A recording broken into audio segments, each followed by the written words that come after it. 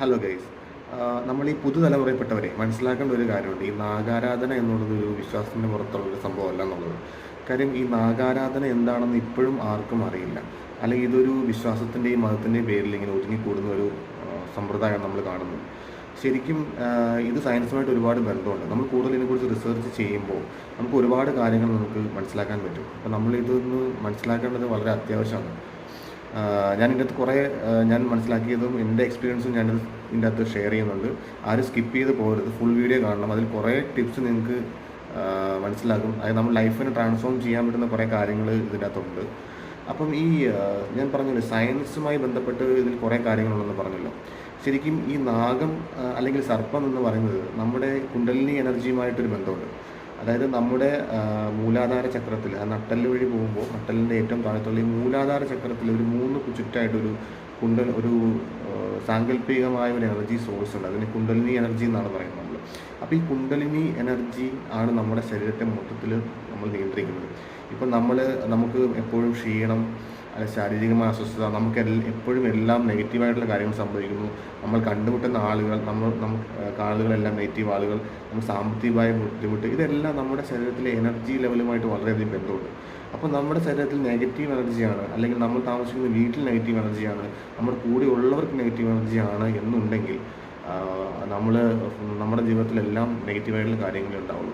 അതാണ് കൂടുതലും എല്ലാവർക്കും ഡിപ്രഷൻ, സ്ട്രെസ്സ്, ആൻസൈറ്റി പോലുള്ള കാര്യങ്ങൾ ഉണ്ടാവുന്നത്.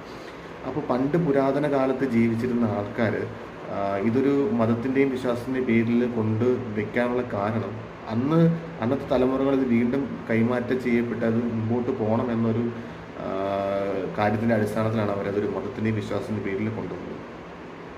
നമ്മുടെ ശരീരത്തിൽ, അതായത് ഇപ്പോൾ പല ആൾക്കാർക്കും ഈ കുട്ടികൾ ഉണ്ടാകാത്തൊരവസ്ഥ വരുന്നുണ്ട്.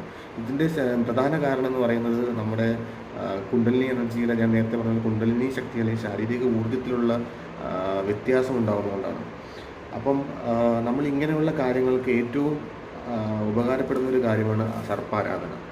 സർപ്പാരാധന കൊണ്ട് നമുക്കുണ്ടാകുന്ന ഒരു പ്രധാന അഡ്വാൻറ്റേജ് എന്ന് വെച്ചാൽ സുഖം, സമ്പത്ത്, ഐശ്വര്യം, സന്താന ഭാഗ്യം, ഇതാണ് നമുക്ക് നാഗാരാധന കൊണ്ടുണ്ടാകുന്നത്. അപ്പം ഈജിപ്ത്, ബാബിലോണി സംസ്കാരങ്ങളിലൊക്കെ പണ്ട് നമ്മൾ നോക്കുവാണെങ്കിൽ നാഗാരാധനയെക്കുറിച്ച് വളരെ വിശദമായിട്ട് അതിനകത്ത് പറയുന്നുണ്ട്. അങ്ങനെ എല്ലാ രാജ്യങ്ങളും നമ്മൾ എല്ലാ മതങ്ങളും എടുക്കുകയാണെങ്കിൽ നാഗവുമായി ബന്ധപ്പെട്ട് എന്തെങ്കിലും ഒരു ദേവതാ സങ്കല്പമോ എന്തെങ്കിലും ഒരു കാര്യങ്ങൾ അവർക്ക് നമുക്ക് കാണാൻ സാധിക്കും. അപ്പം ഈ പണ്ട് പുരാതന കാലത്ത് ജീവിച്ചിരുന്ന ആളുകൾ ഉപാസനാ പദ്ധതി, അവരുടെ ഇൻ്റലക്ച്വൽ വർദ്ധിപ്പിക്കുന്നതിന് വേണ്ടി ഉപാസനാ പദ്ധതി എന്ന രീതിയിൽ അവരുടെ പിനൽ ഗ്ലാൻഡിന് സെക്രീഷൻ വർദ്ധിപ്പിച്ചുകൊണ്ട് ശരീരത്തിലെ ഊർജ്ജം വർദ്ധിപ്പിക്കുന്നതിന് വേണ്ടി അവർ തപസ് അനുഷ്ഠിച്ചിട്ടുണ്ടെന്ന് നമ്മൾ കേട്ടിട്ടുണ്ടല്ലോ. ഇത് ശിശുരന്മാരുടെ കാര്യമാണ് ഞാൻ പറയുന്നത്. അപ്പോൾ അങ്ങനെ തപസ് അനുഷ്ഠിക്കുന്ന സമയത്ത് അവരുടെ കുണ്ടലിനി എനർജി വർദ്ധിക്കുകയും അവർക്ക് അമാനുഷികമായ പല കഴിവുകളും ഉണ്ടാകുന്നു എന്ന് നമുക്ക് മനസ്സിലാക്കാൻ സാധിക്കുന്നുണ്ട്. അപ്പം ഇങ്ങനെയുള്ള ഈ എനർജികളെ മറ്റുള്ളവരിൽ കൈമാറ്റം ചെയ്യപ്പെടാനായിട്ട് അവർ തിരികെ വരുന്ന സമയത്ത് ഇപ്പം നമുക്ക് കാണാം പല കുടുംബങ്ങളിലും നാഗാരാധന ഉണ്ടാവുമല്ലോ. അപ്പോൾ ഏത് കുടുംബത്തിലാണോ അവർ ജീവിച്ചിരുന്നത് അവിടെ ഒരു നാഗസങ്കല്പത്തെ കൊണ്ടുവന്ന് ആ ഒരു കാവുണ്ടാക്കി ആ കുണ്ടലിനി എനർജിക്ക് വേണ്ട കാര്യങ്ങളൊക്കെ അനുഷ്ഠിച്ച് വളരെ ശുദ്ധിയും വൃത്തിയോടും കൂടി അവിടെ സംരക്ഷിച്ച് പോരുന്നതാണ് നമ്മൾ കാണുന്നത്. ചില ആൾക്കാർ നമ്മൾ ദൈവാരാധന ഉണ്ടായിരുന്ന തറവാടുകളിൽ ഇന്ന് ക്ഷയിച്ചു പോയിട്ടുമുണ്ട്. അതിൻ്റെ പ്രധാന കാരണം ആരാധന പിന്നീട് ഉണ്ടായിരുന്നില്ലാത്തൊരവസ്ഥ വന്നതാണ്. അപ്പം ശരിക്കും പറഞ്ഞാൽ അവിടെ നമ്മൾ സംരക്ഷിച്ചു പോകുന്നത് നമ്മുടെ ഉള്ളിലെ ആ ഒരു ശക്തിയെ തന്നെയാണ് നമ്മൾ സംരക്ഷിക്കുന്നത്. അത് നമ്മൾ കൈമാറ്റം ചെയ്യപ്പെടുന്ന ഒരവസ്ഥയാണ് നമ്മൾ കാണുന്നത്. അപ്പം നാഗദൈവങ്ങൾ എന്ന സങ്കല്പത്തിൽ അവിടെ ഇപ്പം പ്രധാനമായി നാഗരാജാവ്, നാഗേഷി എന്ന സങ്കല്പത്തിൽ കാണുന്നത് നമ്മുടെ പിംഗള നാഡി, മനുഷ്യ ശരീരത്തിലെ ഏറ്റവും പ്രധാനപ്പെട്ട നാഡികളായ പിംഗള നാഡികളെ നാഗസങ്കല്പമായി കാണപ്പെടുന്നത്. അതുകൊണ്ടാണ് നമ്മുടെ ഡോക്ടർമാരുടെ സ്റ്റിക്കിൽ വരെ ആ രണ്ട് നാഗങ്ങളുടെ രൂപത്തിലുള്ള രൂപങ്ങൾ കാണപ്പെടുന്നത്. അത് പിംഗള നാഡി സങ്കല്പമാണ്. അതുപോലെ തന്നെ നമ്മുടെ സ്പേമിൻ്റെ ഒരു സ്ട്രക്ചർ എടുത്ത് നോക്കുവാണെങ്കിൽ തന്നെ അത് നമുക്കൊരു നാഗത്തിൻ്റെ രൂപത്തിലുള്ള ഒരു സ്ട്രക്ചറാണ്.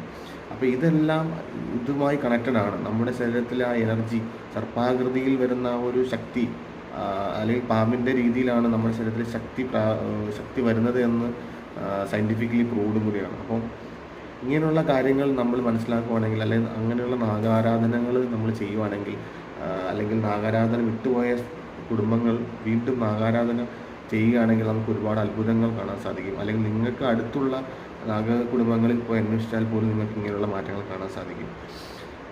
അല്ലെങ്കിൽ നമുക്ക് നാഗദൈവങ്ങളില്ലാത്തവർക്ക് വീട്ടിൽ തന്നെ അനുഷ്ഠിക്കാവുന്ന ഒരുപാട് കാര്യങ്ങളുണ്ട്. അതിൽ നാഗ ഗായത്രി മന്ത്രമുണ്ട്. ഓം സർപ്പരാജായ വിദ്മഹി പത്മഹസ്തായ ധീമഹി തന്നോ വാസുകി പ്രചോദയാത്. ഇതൊരു 18 ഡെയിലി പ്രാർത്ഥിച്ചാൽ തന്നെ നമുക്ക് നമ്മുടെ ശരീരത്തിൽ എനർജി വർദ്ധിക്കുകയും നമുക്കതിൻ്റെ ഒരു 10-20-21 ദിവസം കൊണ്ട് നമുക്ക് അതിൻ്റെ മാറ്റങ്ങളെ കാണാൻ സാധിക്കും.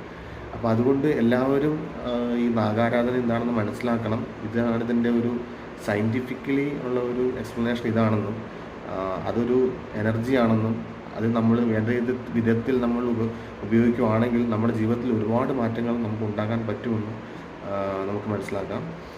എല്ലാവർക്കും നന്ദി. തുടർന്നും ഇതുപോലുള്ള വീഡിയോകൾ കാണുന്നതിന് നിങ്ങൾ എൻ്റെ യൂട്യൂബ് വീഡിയോ സബ്സ്ക്രൈബ് ചെയ്യുക. താങ്ക്സ്.